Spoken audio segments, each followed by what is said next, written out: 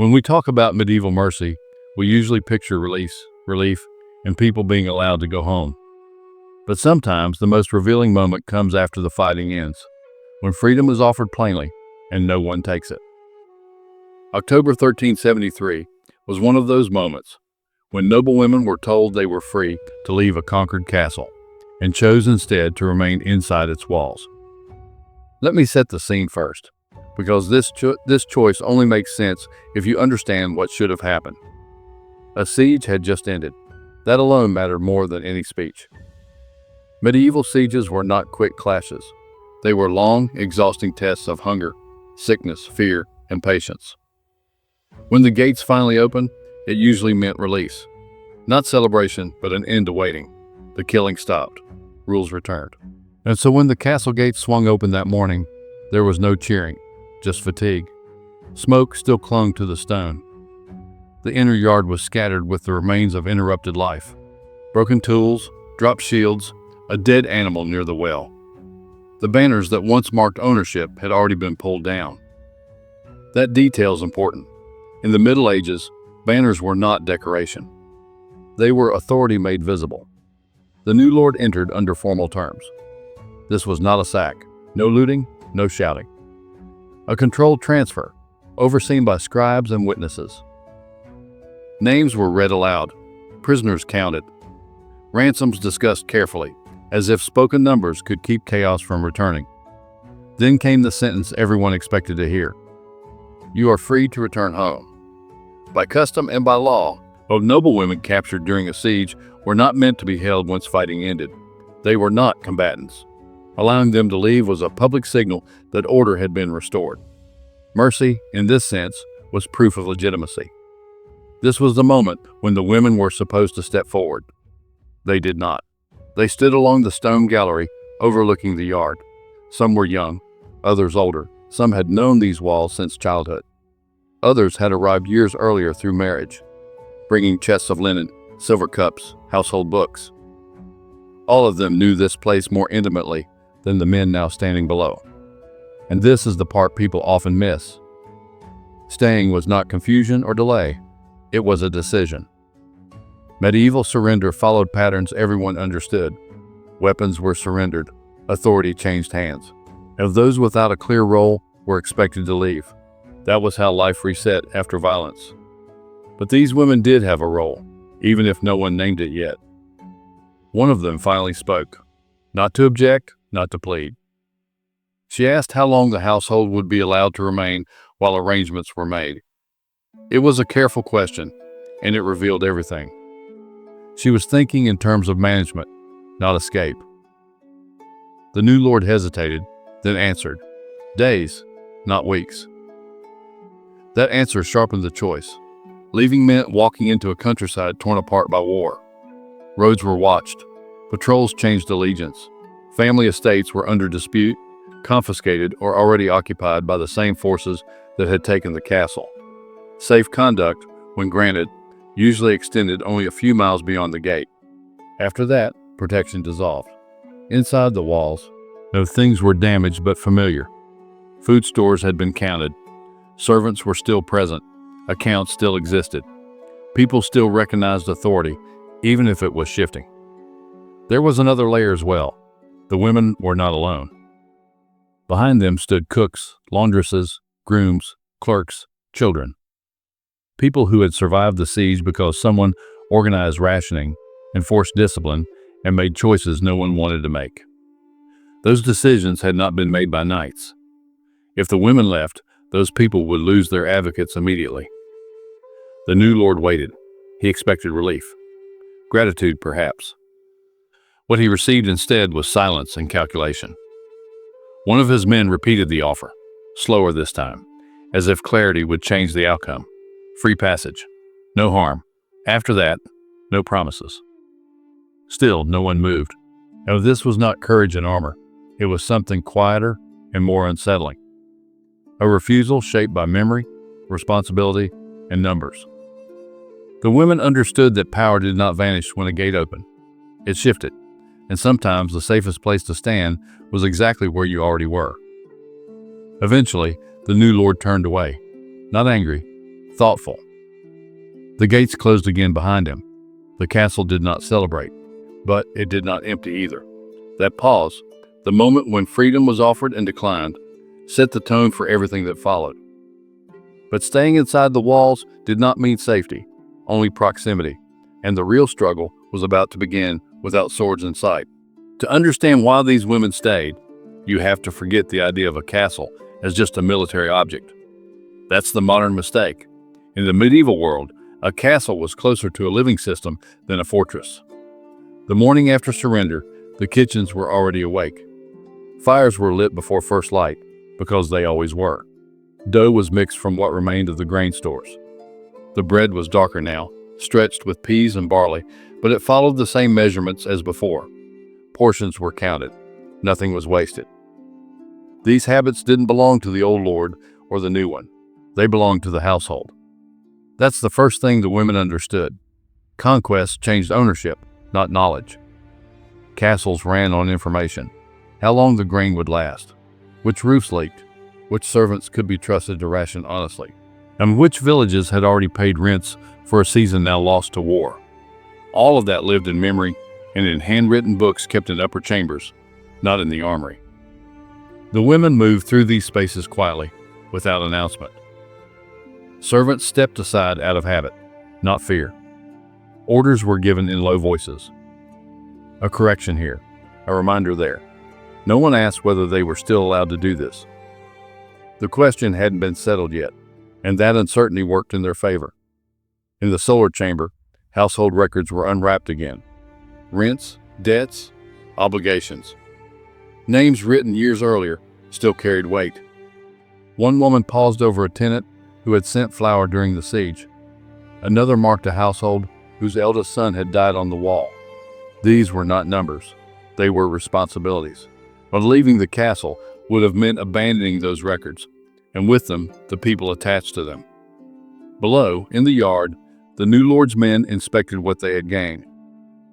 The stables were thin, saddles cracked from use.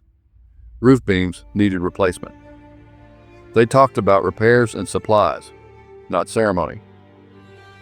To them, the castle was an asset that had to be made useful again. To the women, it was still a place that fed people. The chapel made this especially clear.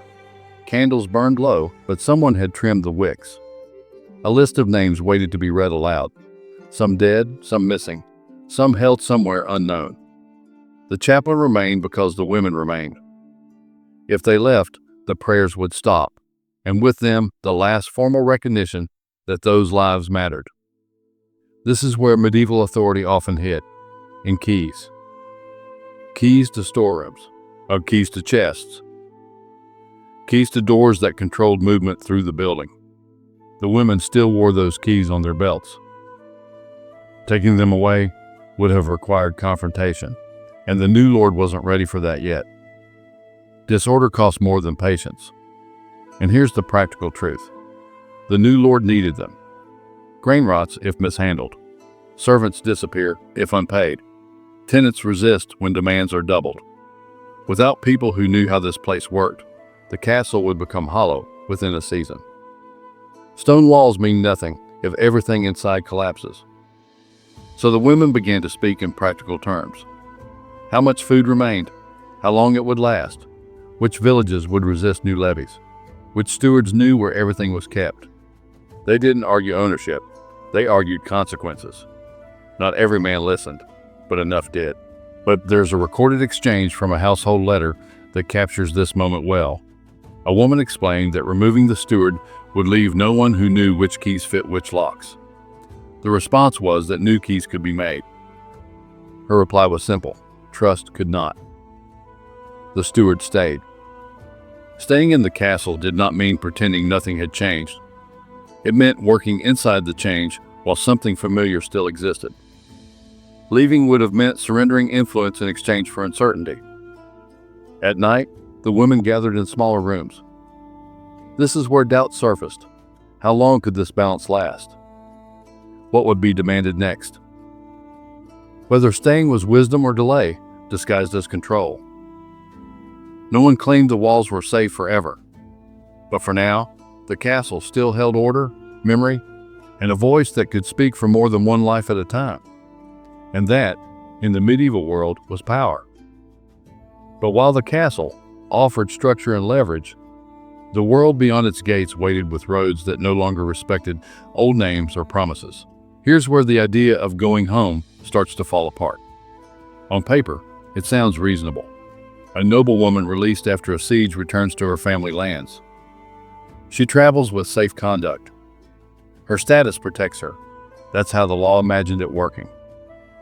The law did not walk the roads. Anyone who had traveled during wartime knew this, and the women in the castle knew it better than most. They had moved between estates before. They understood how quickly authority faded once you left the shadow of a strong wall. The roads outside the castle were no longer neutral spaces. They were watched, taxed, and contested.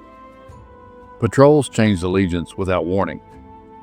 A seal that once opened gates meant little to men who were hungry, unpaid, or loyal, only to whoever stood closest with a weapon. Safe conduct, when granted, it usually extended a short distance, a few miles, sometimes less. After that, protection became a memory, not a shield. And then there was the destination. Many family estates no longer existed in any meaningful way. Some had been seized outright.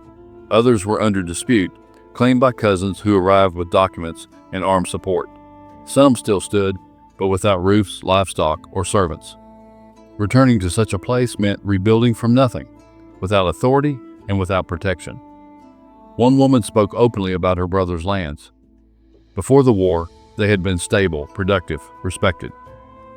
During the fighting, soldiers had quartered there through winter.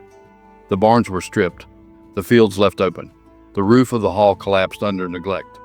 Going there now would not mean safety, it would mean exposure. And another knew her son was alive somewhere, held for ransom. Leaving the castle would place her closer in distance, but farther from leverage. Inside the walls, she spoke to men who understood negotiations, documents, and value. On the road, she would be a traveler with a problem no one was required to solve. Escorts offered limited comfort. A small group of armed men could discourage thieves, but not soldiers acting without orders. If stopped, the escort would be questioned first. Allegiance mattered more than justice. A wrong banner could turn lawful passage into accusation. Then there were the people who would follow. Servants could not simply be dismissed and forgotten. Some had families in nearby villages that depended on the castle's protection. Others had nowhere to go at all. Children had been born during the siege, their fathers dead or missing, their status uncertain. Leaving would scatter them into a world that had little patience for people without claims. One servant asked a question that cut through every argument. If the ladies left, who would speak for those children when disputes came? There was no clean legal answer to that. There rarely was. The women weighed these realities carefully. Staying did not promise safety. Leaving did not promise freedom. Both paths carried risk, but only one allowed them to act with any control. By remaining, they could watch how the new authority behaved. They could demand written terms instead of spoken assurances. They could choose the moment of departure rather than being pushed onto the road at the worst possible time. This is an important distinction. Staying was not about refusing change, only it was about managing it. So the signs of travel remained untouched. Saddles stayed on their pegs. Chests stayed closed. No servant was told to prepare for departure. The castle continued to function, tense but intact. The road waited. It would still be there tomorrow, and the day after that. In the medieval world, timing often mattered more than courage. Leaving too early could destroy what little remained. Leaving too late could trap you. The women understood this balance instinctively. They chose delay, not because it was easy, but because it preserved options. And that choice began to change how the men now ruling the castle saw them. Possessing walls was one thing, governing people was another. But as the women postponed departure, the new lords began to realize that control required cooperation. And then cooperation would have to be negotiated, not assumed. Now this is where the story really turns, because this is where we see how power actually worked once the fighting stopped. The first real negotiation didn't happen in the Great Hall. That would have been too formal, too public. It happened in a narrow passage near the granary, where voices stayed low and nothing could be mistaken for performance. The new lord stood with 2 men at his side. Across from them were 3 women, dressed plainly, keys hanging from their belts. No raised seats, no ceremony, just proximity. And in the medieval world, proximity mattered. He began by stating what was already true. The castle was his. Its revenues would change hands. Its men would answer to him. He spoke calmly, as if describing weather rather than conquest. One of the women listened carefully, and then asked a question that seemed unrelated. And who would collect rents from 3 villages before winter? The question caught him off balance. He named a man he trusted. She replied that the tenants in those villages recognized only one steward, and removing him would delay payment. Delays would reduce stores. Reduced stores meant unrest. She didn't argue his authority. She outlined the cost of exercising it poorly. That's how these negotiations worked. The women never challenged the fact of conquest. They challenged the consequences of careless decisions, and that made their presence difficult to dismiss. Similar exchanges followed. In the solar chamber, parchment was laid out on a table. Lists of servants who had remained through the siege were read aloud. Cooks, grooms, older guards. The women asked under whose protection these people now fell. The answer was simple: the Lord's. The follow-up was sharper. Protection meant wages, food, shelter, responsibility. There was a pause, then an agreement, limited but real, to keep the household intact through the season. This is where something important happens. Power begins to take shape, not through orders, but through paperwork. The women asked for written terms, not speeches, not reassurances. Records, witnessed and sealed. Access to chapel registers. Guarantees that no one would be removed at night without cause. These were not demands of rebellion. They were demands of administration. Some of the men found this irritating. Others understood immediately. Disorder cost money. Hunger bred resistance. A castle that collapsed internally was expensive to rebuild. The negotiations were not constant arguments. Most were quiet, almost dull. That was the point. No drama attracts attention. Routine creates stability. Occasionally, the talks became personal. One evening, as daylight faded through the shutters, the new lord asked why they had stayed when leaving was offered. The question wasn't hostile. It was practical. He wanted to understand the obstacle. One woman answered simply. Leaving meant trusting strangers. Staying meant speaking to someone who knew her name. Another added that she could not abandon people who had eaten less during the siege so her children could eat it all. If that made her inconvenient, she accepted it. The Lord did not reply immediately. Instead, he asked how many mouths the castle still fed. The number surprised him. Not every exchange ended well. A loyal guard captain was dismissed. One storehouse was seized outright. A steward was removed despite protest. And each loss narrowed the space the women controlled. They recorded these losses carefully, not to dwell on them, but to understand where leverage was slipping. Still, they remained visible. That visibility mattered. When questions arose, they were present. When shortages threatened, they had numbers ready. When tempers flared, they spoke calmly and waited for the moment when logic carried more weight than force. Servants noticed. Soldiers noticed too. The castle settled into an uneasy rhythm, not peaceful, but functional. Food moved where it was needed. Repairs began. The place did not collapse. The women understood the cost of this role. Being present meant being blamed. When something went wrong, eyes turned to them first. Responsibility, without full authority, is a heavy burden, and they carried it knowingly. But silence would have cost more. By staying, they kept a seat close to where decisions were made, even if that seat was never acknowledged. They chose influence over distance, negotiation over withdrawal. This was not resistance. It was survival practiced in plain sight. But with every agreement came compromise. And with every compromise, the women felt the ground beneath them slowly giving way, forcing them to confront how long staying could truly protect anyone at all. By this point, it should be clear that staying was never comfortable. But now, we need to talk about what it actually cost. At first, the changes were subtle. A door that no longer opened without permission. A servant stopped and questioned before carrying food to the infirmary. A key that fit yesterday and failed today. None of these moments announced themselves as loss. But taken together, they told a story.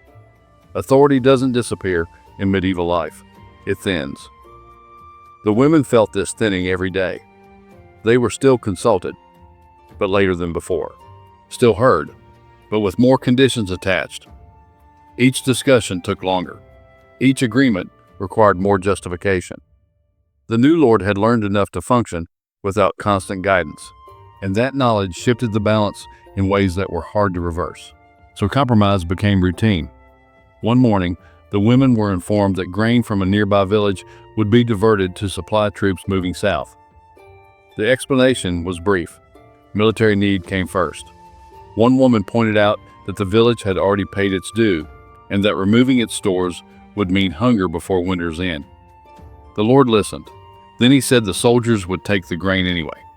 That night, rations were recalculated. Portions were reduced again. No announcement was made. Hunger spreads quietly. It does not wait for approval.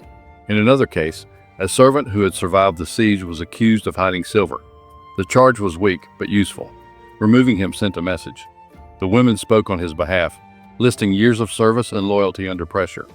The Lord allowed the man to stay, but stripped him of responsibility. He was spared, but diminished. Moments like this mattered. Staying preserved influence, but it did not prevent loss. It only slowed it, and that delay came at a personal price. The women were visible. That made them convenient. When food ran short, people looked to them.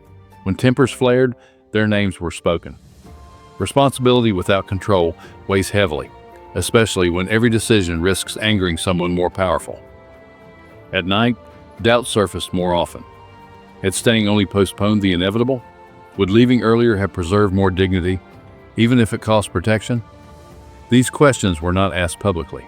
They were shared in quiet rooms, after lamps were dimmed, when exhaustion loosened certainty.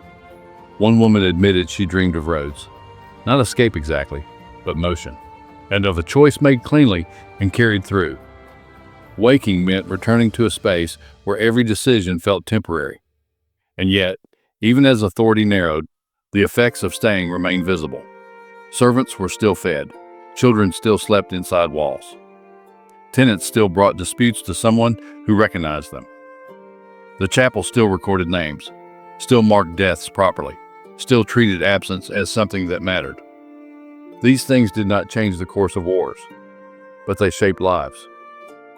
Leaving would have ended all of that at once. This is the balance the women measured daily. Not pride against fear, but harm limited against harm accepted. They stayed not because it felt right, but because it reduced damage for others. The new lord, meanwhile, grew more secure. Repairs continued. Soldiers rotated. His seal appeared on more documents. The castle began to function under his authority without question. This was always the risk. The longer one stays, the easier it becomes for others to forget that the presence was ever optional. The women understood this too. Staying could not be permanent. It was a strategy with an end, even if that end had not yet arrived. At some point, remaining would no longer protect anyone. It would only normalize their own erasure. Until then, they held the line. Not dramatically, not visibly, but steadily enough that others could stand behind them a little longer. In medieval life, survival often depended on who absorbed pressure so others did not have to. That work rarely earned praise. It simply postponed collapse. And sometimes, postponement was everything. But as winter tightened its grip and the castle's new order hardened, the women were forced to confront a final question. When does staying stop protecting others and start costing too much of yourself? This is where we step back and look at the choice as a whole, because by now it should be clear that the refusal to leave was never about stubbornness or pride. It was about timing, responsibility, and limits. By late winter, the shape of power inside the castle had settled. The new lord no longer relied on intermediaries. His officials knew the stores, the routines, the pressure points. Orders moved smoothly now, without hesitation. The women were still present, but their influence no longer changed outcomes in meaningful ways. And that mattered. Some of them left once specific goals were met. One waited until written protections for her servants were sealed and witnessed. Another stayed only long enough to secure favorable terms for a son held for ransom. For these women, remaining inside the walls had bought leverage. And once that leverage was spent, staying longer would only weaken their position. Others stayed longer, fully aware of the cost. They remained because departure, at the wrong moment, would have undone what they had held together. Servants would have been dismissed without care. Tenants would have faced demands without mediation. Records would have lost their guardians. The household would have dissolved into an asset rather than a community. Staying meant standing in the way of that collapse for as long as possible. Letters from this period make the strain clear. These women described themselves as tired, watched, constrained.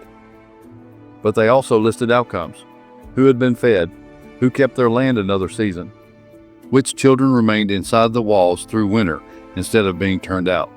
Their language was practical, not heroic. If that tells us something important. Medieval history tends to remember moments of force, battles, decrees, victories.